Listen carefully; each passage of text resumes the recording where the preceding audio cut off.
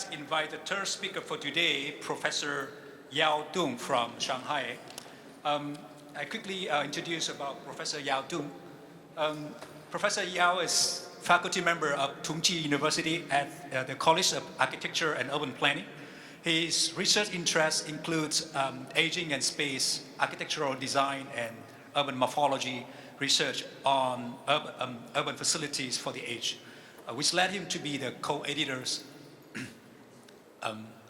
of Code for Design for Residential Building for the Age, and a senior consultant for the aging at Shanghai Vanke Real Estate. We are honored to invite him on stage now to share his thought on aging in city. Please welcome Professor Yao.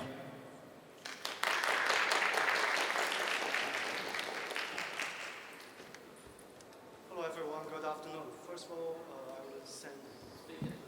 Okay. Microphone. Can you hear me? Yeah, okay. Thank you. First of all, I want to send my gratitude to the organizer, SUTD, and my friend, Ken Chonghua. Thank you so much for inviting me here to share my recent research on aging and space. The topic of today's speech will be spatial countermeasures for aging in place, and that will be 4 major parts. First of all, we will discuss about elderly and their needs. Secondly, we will have a part of aging in place versus reality, and the third part will be a theoretical models and our empirical research. And finally, I have launched the ICT experiments for space performance in order to find a better way to design. First of all, let's see elderly and their needs. When we're talking about the elderly in specific this kind of situation, symposiums, usually elderly means this kind of gentlemen or ladies. They are aged. They are kind of like disabled, sitting on wheelchairs, needs help from the younger generation, and that become kind of like resource of happiness for them. But is that the prototype of all elderly? I don't think so. Elderly could be beautiful like Miss Carmen, so charming in her 80s, still on the runway of New York Fashion Weeks. Elderly could be rich like Sir Li Ka-sheng, the most rich person in all ethnic Chinese world. Elderly could be brave like Sir Mo Kit, who created the world record for elderly to finish Tongji from 102 meters high when he is 97 years old. But when I give these examples, usually in China, the audience will say, Professor, you are kidding us. All of these examples, they're from foreigners, Westerners, rich person. How about ordinary people? Then we have these examples like Miss Grandma Ming, who is an ordinary peasant, live in the countryside of Hubei province. Last year, when she visited her son and grandchildren who has emigrated to Australia, they together participated in the parachute jump from 10,000 feet high and succeeded. These are very good examples. Even you, a poor person, you can be very healthy when you aged. And then another great examples from Taiwan. 12 Taiwanese who used to live in nursing homes finished a tour, go around the whole Taiwan island in 13 days to finish 1,300 kilometers. When they on their way, all the passengers, I think, has received their phase of pursuit for the happiness, the pursuit for successful aging.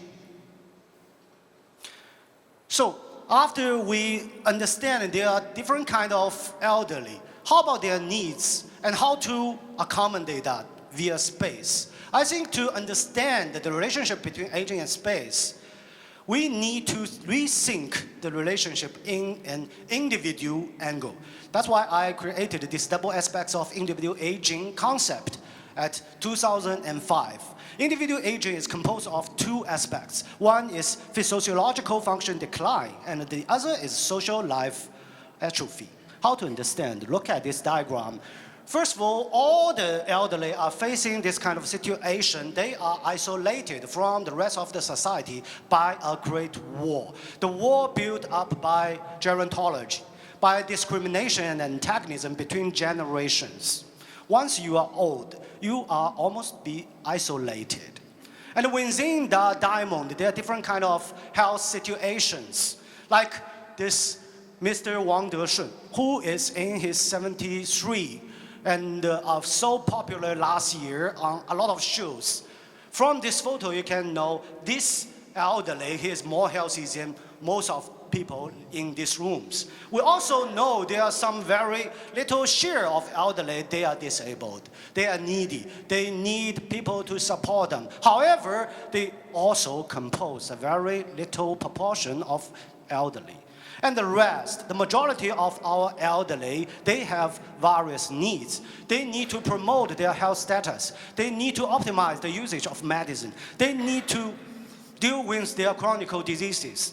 They need to avoid risks, accidents, what will push them cross the dash line to the other side of health, disability, dementia, many these problems. This is the majority needs.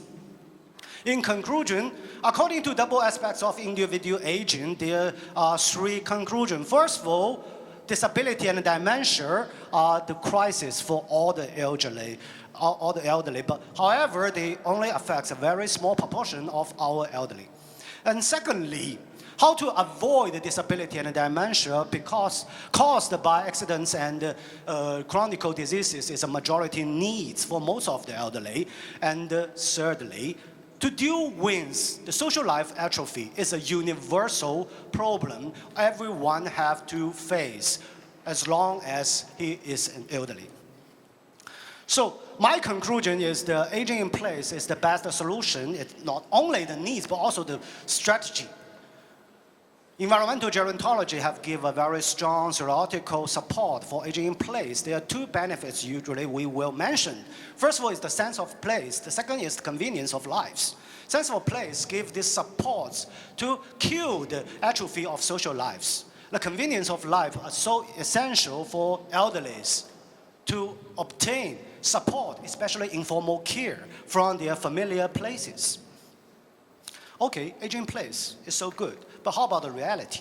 We mentioned aging in place everywhere, but how to define aging in place? According to my own understanding, aging in place means a person, no matter how old he is, he can retain in his familiar home communities, no matter he is healthy or not. As long as, even when he or she become disabled, we still hope she or he has the right to stay in the familiar community. Why aging in place? Because most of the elderly choose to. This is the data from AARP by 2010. More than 73% of the 45-plus Americans choose to live in their current home when they aged. And more than 67% of the Americans choose to live in current communities. And we found this trend be reinforced when the age goes older and older. Similar evidence could be found in Shanghai. This is an investigation finished in last 15 years. Every 5 years, the investigator will be asked whether and where he wants to live after he ages. So more than 90% of the Shanghainese elderly choose to age in home. And another question is, how and where will you live after you become disabled? So we see more than 75% still want to live in home. When we overlap these two mapping together, we'll find that the jobs from 15% to 20%. People think they might not able to live in home after they lost their ADL and IADL abilities. And the interesting thing is when this aging home willing jobs, they're willing to live in nursing homes, the pink bars, also jobs, decline simultaneously. Only the green bar grows. That means between nursing homes and homes, there's another third way going to be invented by this generation to accommodate needs from our elderly. So in sum, aging in place is a contribution to the society. It helps everyone. It helps the old. When aging in place, our elderly could be more healthy. Secondly, it helps the younger generation as well. The healthier our parents are, the harder we can work in our workplace, the more money we can save for our generation. So aging in place can help everyone and also become the most important sustainable strategy, can help the whole human society. Then, talking about the strategy we have done in China, it could be simplified as 973 in Chinese. What does that mean? It means we built nursing homes to house 3% of the aging population in nursing homes. And the rest 7% of the aging people could be supported by community services. And for the rest 90%, they just age in home. What should we do for the next? I have read many reports, proposals. One of the most ambitious ones said 80-10-10. That means to build more nursing homes, to house more than 10% of the elderly.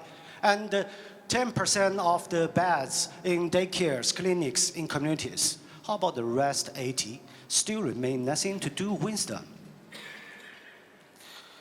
The current policy had very good influence in the last decades, but however, there are a lot of problems, obstacles against aging in place. There are mismatched land supply, over-restricted regulation, and not in my backyard phenomenon. Like this report by the Beijing local government, in the last 3 years, the waste of empty nursing home beds has cost more than 10 billion yuan in Beijing, the single city. The prevailing vacancy of newly built nursing homes is a phenomenon all over China. And we also meet other problems when we try to build nursing homes in towns. As I know, only in Shanghai last year, more than 10 projects has failed because of NIMBY phenomenon. So, the phenomenon can be concluded that we need to find a new way as the tradition cannot survive. What should we do? That's why we created this theoretical model and the empirical research on it. So according to double aspect individual aging, the most important thing we need to do at this moment, I think, is to demolish the wall isolated our elderly from the other society. We need to build a network to reconnect all the senior person back into the society and reunited the different generations into one. And via this network to provide various functions to accommodate not only the needs for the elderly, but also the needs for the other generations. I created this theoretical model to say community-based senior facility compound. It should be in the center of the built-up communities and provide services for all residences. It will have residential care and also community care, community services. And secondly, it will serve all senior persons with daycare and rehabilitation facilities. And those facilities can also help younger generation during their recovery from diseases and accidents. And thirdly, the facility will help the most needy elderly and their family members. The function of this facility compound should be composed of 3 parts. Only 1/3 are specific designed for the elderly. For the red 2/3, either they are designed for both generations or mostly to attract the younger generation. Why? The reason is, as long as we can attract younger generation to the facility compound, we created a chance, an opportunity for the elder generation to cure their atrophy of social lives. As long as we can attract this younger generation back to nearby our elderly, we are able to build a robust relationship between generations.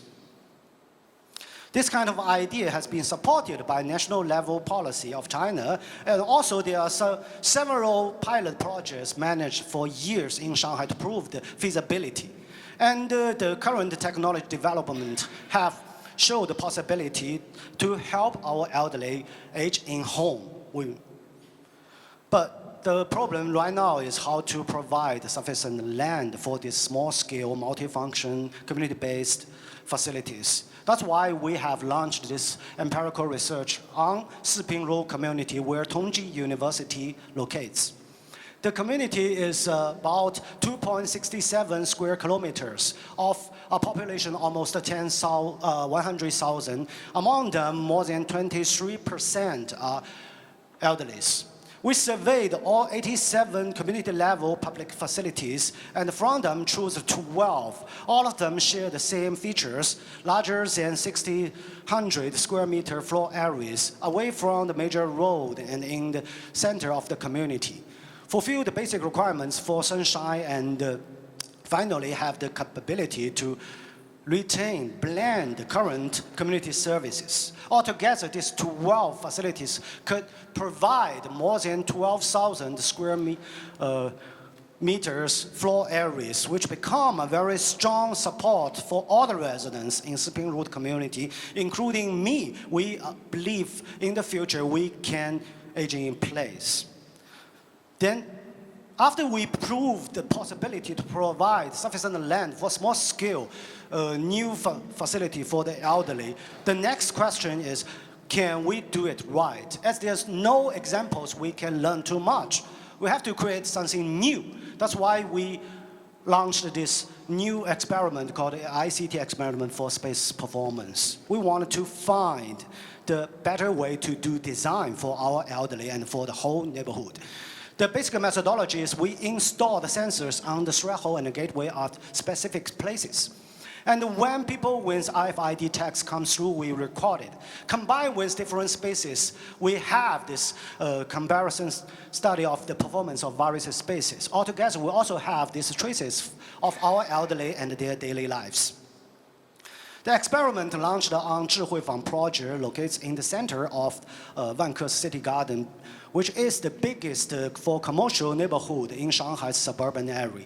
And the experiments is in the former community center and later on transformed to a yoga club and failed and abandoned and enriched by the development and transformed it into a community facility compound, which we can see on the floor plan. The octagon part is a second floor micro-scale nursing home, which has 30 beds. And the square shape is the daycare centers. Two functions share a lot of things like the kitchens, like the rehabilitation centers and many others. We installed altogether 105 sensors in these facilities. And after 3 months preparation, we started to do these experiments. There are a very simple diagram to see all the rooms, all the spaces has been divided into 3 groups, connects to 3 large spaces.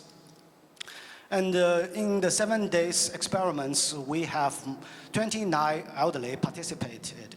And the data has been more than 40,000 every day. After we collected this data, watch them, and do analysis, we have this first conclusion. All these rooms can be categorized into 4 groups. Among them, there are some very popular used space like the public living rooms. There are some space poorly used, less than 15 minutes or less than 1 hour in every day for the whole week. We know there are these problems. Some of the spaces are not fully used, but we don't know how much and how can we optimize that. Via these experiments, we have these results to solve the problems. Altogether, all of these poorly used spaces counts to more than 12% of the total floor areas. And after we do analysis between different spaces, we try to find the way how can we do the optimize. So for example, like this 4 public restrooms, we matched different mappings of this 4 public spaces. And finally, we found the interesting thing. For these 4 public restrooms, in a whole week, there are only 4 times they has been together used. And according to the capability of the restrooms, we found only 1 is enough. We have many of these results. Due to the time limits, I cannot share all of them with you. And we also recorded the daily traces for the elderlies. From this diagram, we can understand the relationship between space and time. And we combined with the interviews with these elderly, we gradually understand more how about their needs, how they use the space, and how can we optimize. With this research we finished in the last 2 years, we become more and more confident for our future. we are going to provide space, going to do better design to combine residential care, community service, and social integration together to create a settled, standard, and a secure home for all Shanghainese to let everyone possible to aging in place. This is the end for my speech. Thank you so much.